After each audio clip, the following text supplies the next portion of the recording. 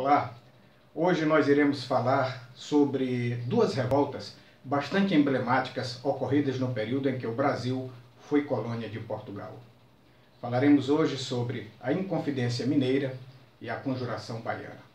Bom, vamos começar a nossa narrativa. Na manhã do dia 21 de abril do ano de 1792, ocorreu a execução de um dos maiores ícones da grandiosa história do nosso país. Falo de Joaquim José da Silva Xavier. Foi relatado que no momento de sua execução, o mesmo estava com a cabeça e a barba raspados. Vestia uma túnica simples e grosseira e segurava um crucifixo entre as mãos fortemente atadas. Foi um dia triste, mas está registrado que o condenado mantinha-se sereno e tranquilo diante da sua morte iminente. A história do Brasil está pontuada de revoltas e repressões brutais, apesar do lugar comum de que o brasileiro é um homem cordial e de que o Brasil é um país pacífico. Na verdade, nem o brasileiro é cordial, nem o Brasil é um país pacífico. O Brasil é, na verdade, um país pacificado, a ferro, fogo e sangue, diga-se de passagem. Tiradentes teve uma morte horrível, advinda de uma sentença impiedosa, que dizia que, além de ser enforcado, seu corpo deveria ser esquartejado, sua cabeça deveria ser decepada e exposta em um lugar público, pregada em um poste até apodrecer, para servir de advertência a quem estivesse pensando em rebeldia contra as autoridades portuguesas. Quase 3 anos antes de sua execução, Tiradentes foi preso sem esboçar nenhuma reação. Ele estava tentando se esconder. Quem foi este ser humano? Qual a sua história? Vejamos um pouco sobre o perfil deste grande herói brasileiro.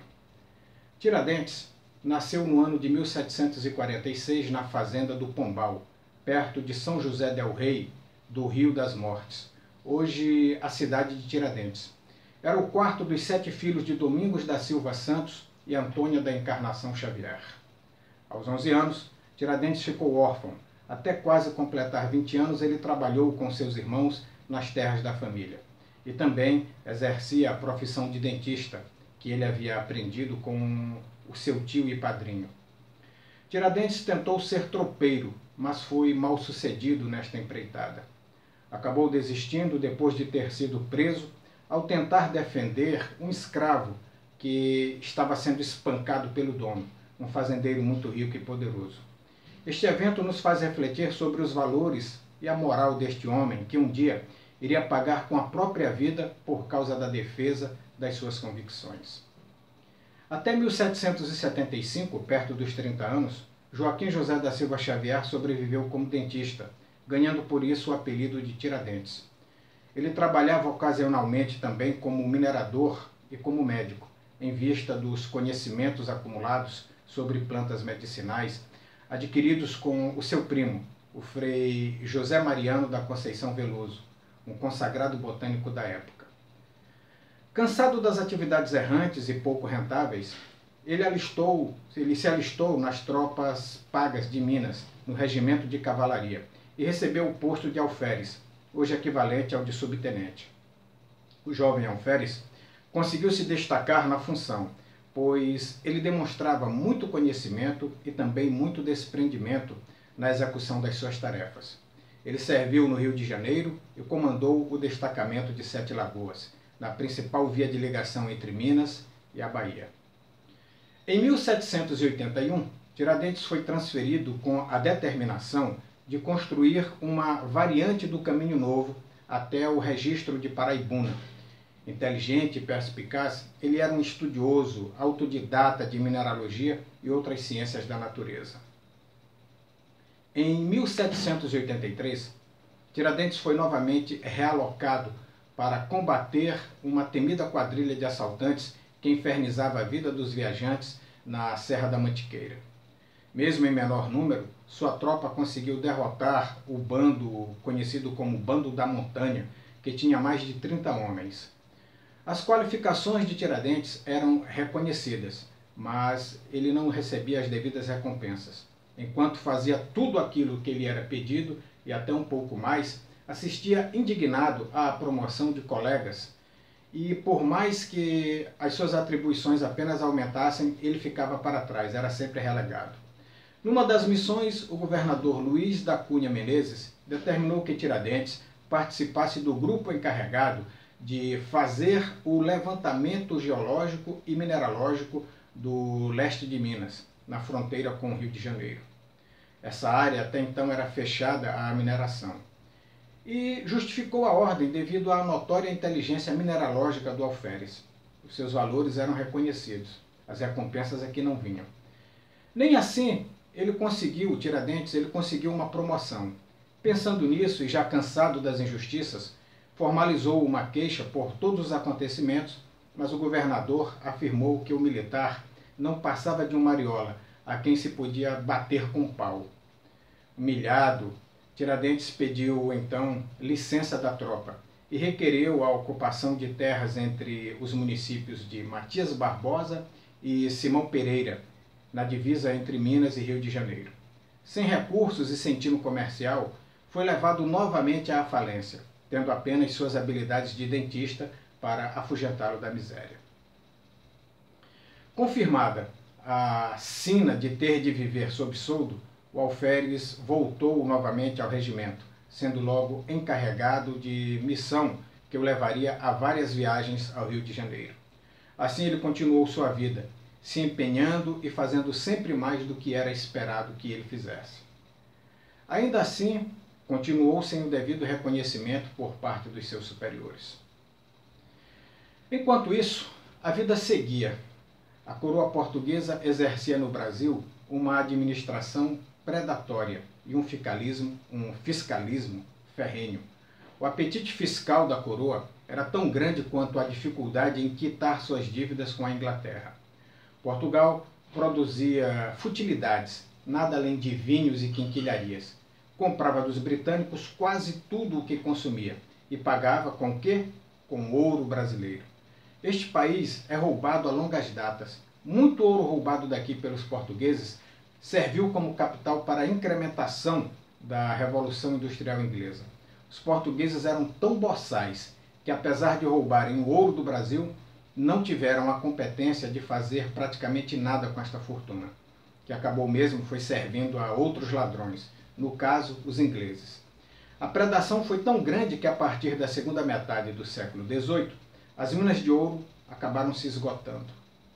Foi justamente neste período, diante deste cenário, entre os anos de 1786 e 1789, que Tiradentes passou a conspirar contra este roubo descarado. A voracidade da coroa, que cobrava 1/5 de tudo que fosse recolhido na atividade mineradora, bem como outros tributos sobre o comércio, a lavoura e a pecuária, além da notória corrupção do governador, o governador Cunha Menezes, acumulava o descontentamento e a irritação de toda a capitania de Minas Gerais. Tiradentes, estudioso que era, leitor voraz, estava familiarizado com as teses poderosas dos iluministas, que embalaram a Revolução Americana e a Revolução Francesa, com os ideais de liberdade, igualdade e fraternidade.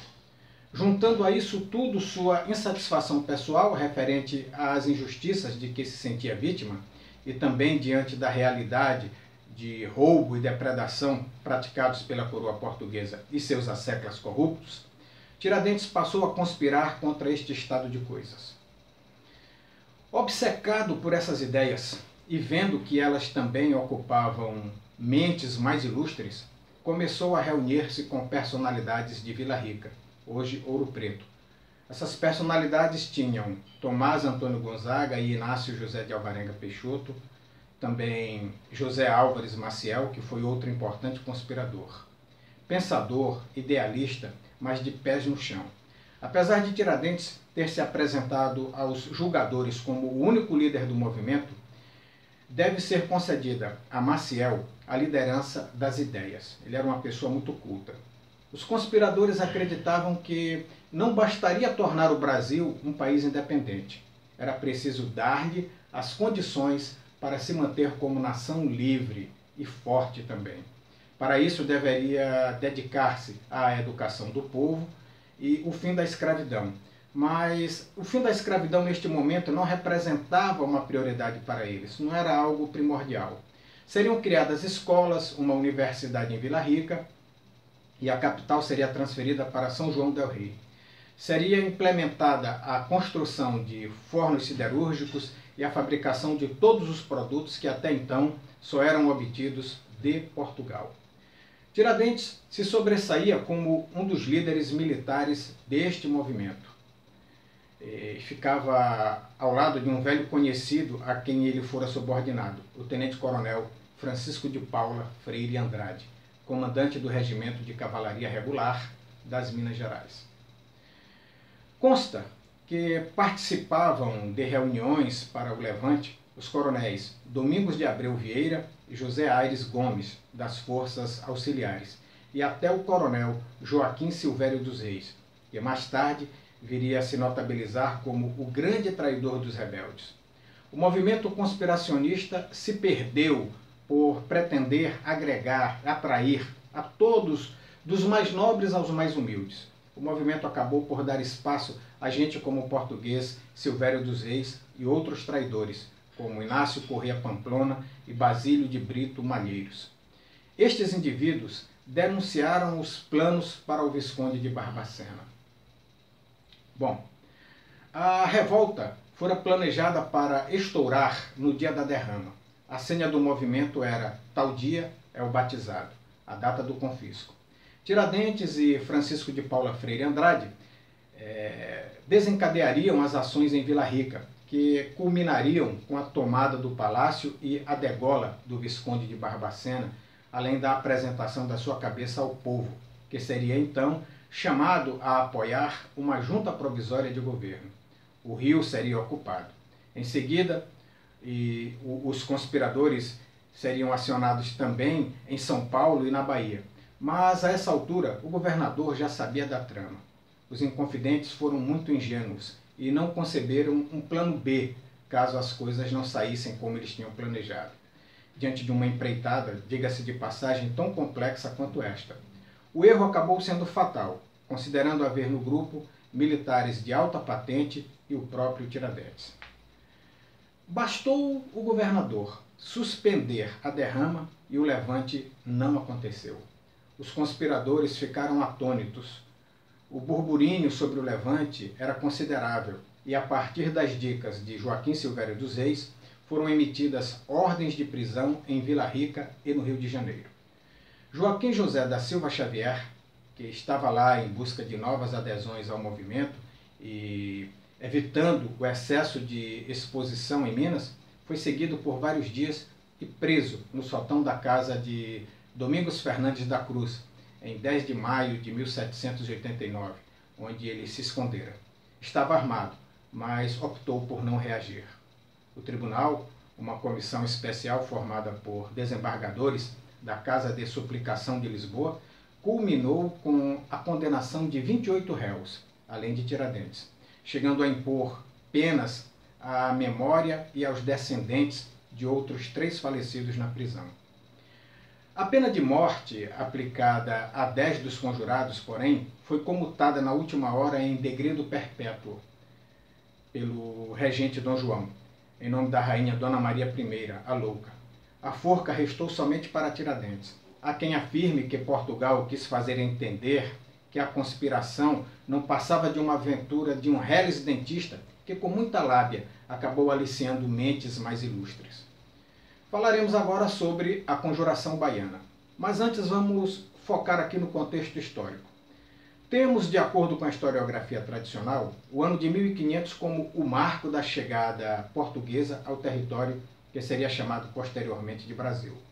Falemos aqui da transição do século XV para o XVI, período da expansão marítima comercial, também conhecido como período das grandes navegações ou dos grandes descobrimentos, em que o pensamento econômico imperante nesta época era o mercantilismo, cujas principais características eram as seguintes. O mercantilismo buscava A busca por uma balança comercial favorável, desculpem a redundância, a busca também pelo acúmulo crescente de metais preciosos, chamado de metalismo, o incentivo ao desenvolvimento industrial para evitar a saída de moedas, um forte intervencionismo estatal de caráter protecionista, que era chamado de protecionismo, e também o estabelecimento do monopólio, ou seja, da exclusividade sobre determinadas regiões. Isso era chamado de pacto colonial. Essa última característica determinava que as colônias europeias efetuassem comércio somente com as suas metrópoles. Entrava em ação o plano de vender caro e comprar barato, determinando assim uma imensa vantagem comercial para os países que obtivessem colônias que satisfizessem seus interesses econômicos.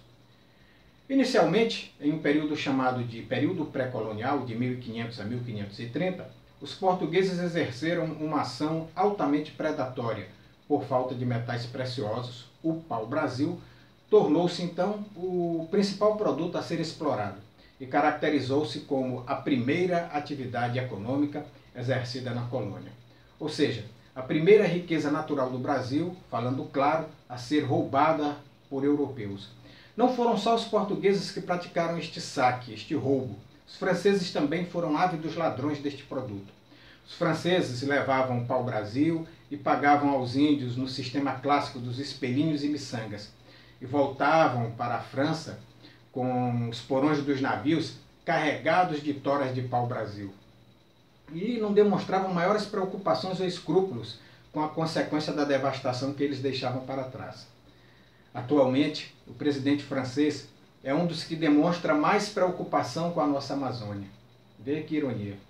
Justamente com representantes de outros países que devastaram as suas florestas.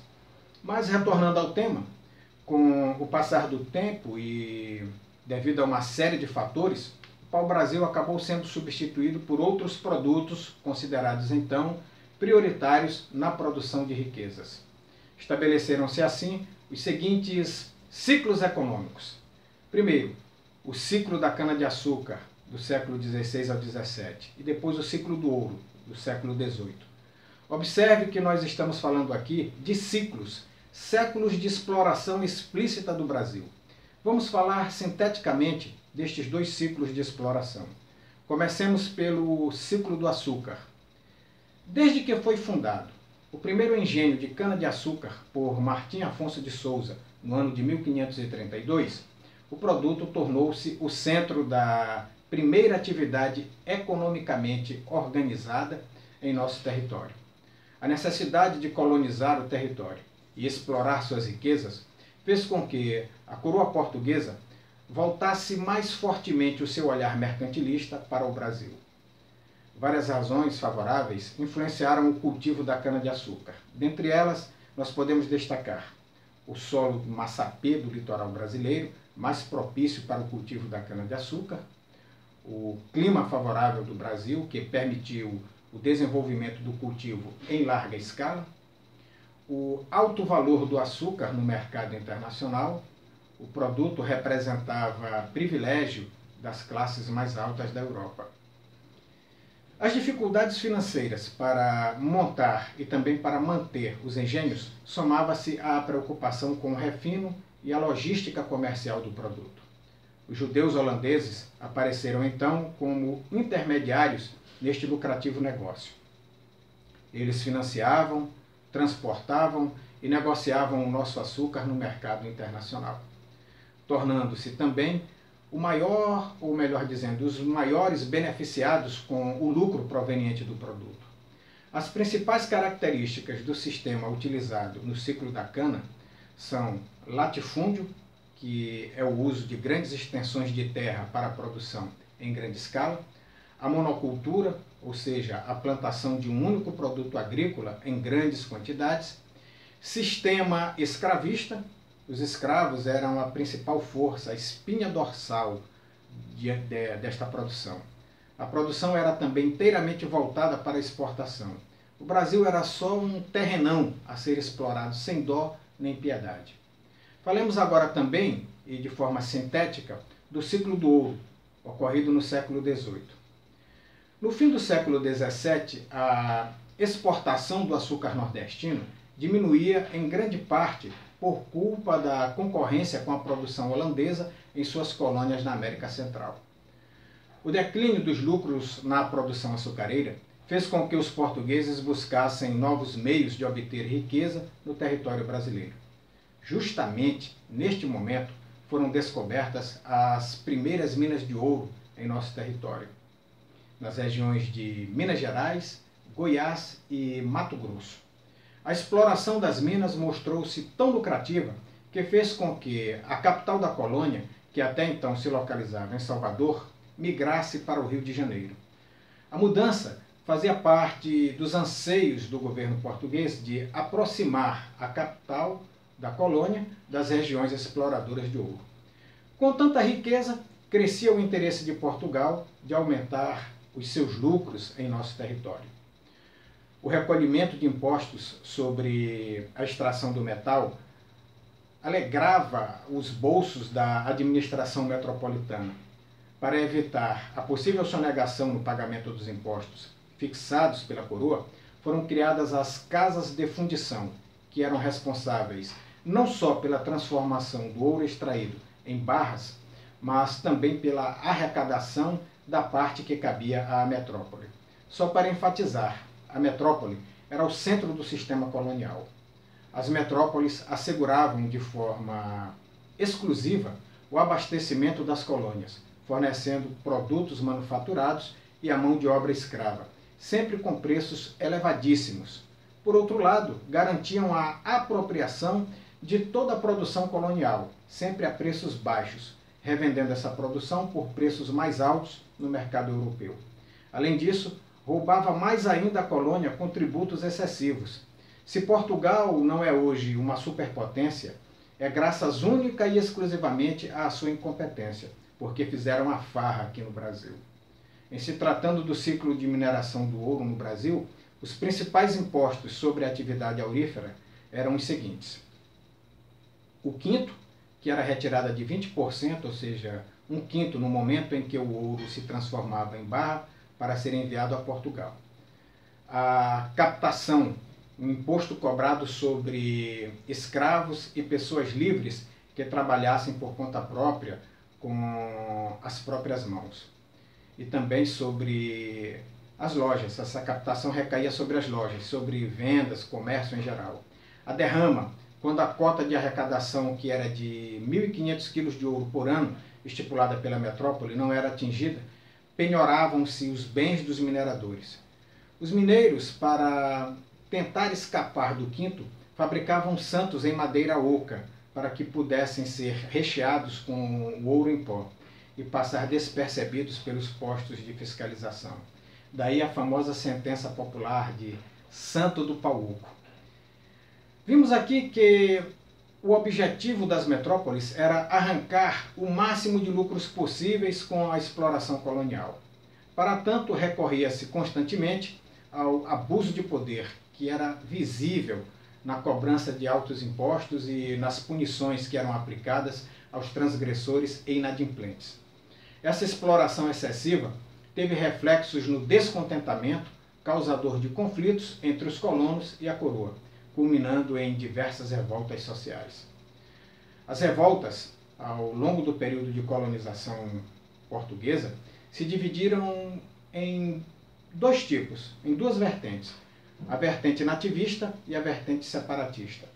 Os nativistas lutavam por simples reformas que se adequassem melhor aos interesses locais, portanto não motivaram uma ruptura radical com a ordem vigente. Já os separatistas lutavam por independência em relação a Portugal e também pela implantação de um novo modelo de organização no espaço colonial. Falaremos agora sobre a Conjuração Baiana.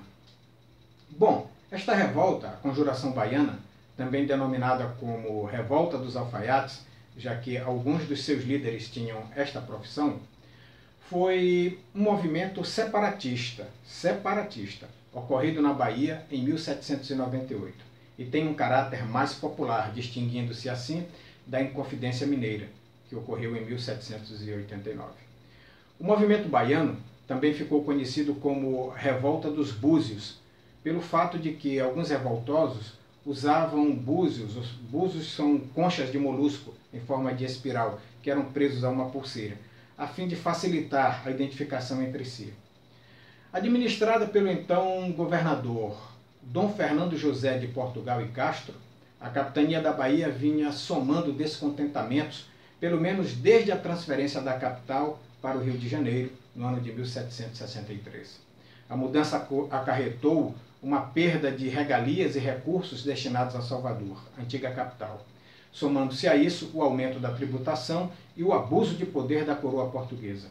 Isto propiciou as condições de vida da população, piorou, né, as condições de vida da população. O comércio de Salvador foi saqueado e até os escravos que carregavam mercadorias eram assaltados devido a esta triste condição.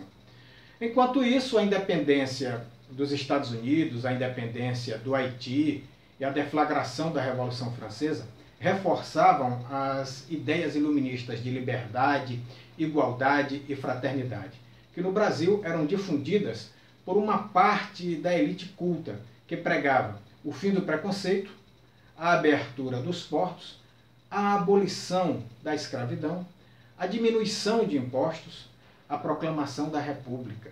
A proclamação da República. Alguns membros da elite baiana se retiraram da organização quando as camadas mais populares deixaram claro que queriam o fim dos privilégios. Dos privilégios, no caso, dos senhores, que eram favoráveis à abolição da escravidão. Os principais líderes da conjuração baiana foram os seguintes: o médico Cipriano Barata, Luiz Gonzaga das Virgens, que era um soldado, Manuel Faustino dos Santos Lira e João de Deus do Nascimento. Estes eram alfaiates. Em 12 de agosto de 1798, o movimento precipitou-se, quando alguns de seus membros, distribuindo panfletos pela cidade, alertaram as autoridades. As autoridades ficaram alertas e acabaram reagindo, organizando forças militares para debelar o movimento antes que a revolta viesse a acontecer. Os membros das camadas populares, que lideraram o movimento emancipacionista, foram presos, torturados e ainda outros foram mortos e esquartejados. Buscando anular a possibilidade assim de outras revoltas, as autoridades portuguesas expuseram os restos mortais de alguns dos revoltosos pela cidade de Salvador. Portugal gostava de dar estes exemplos macabros para impor a sua dominação pelo medo.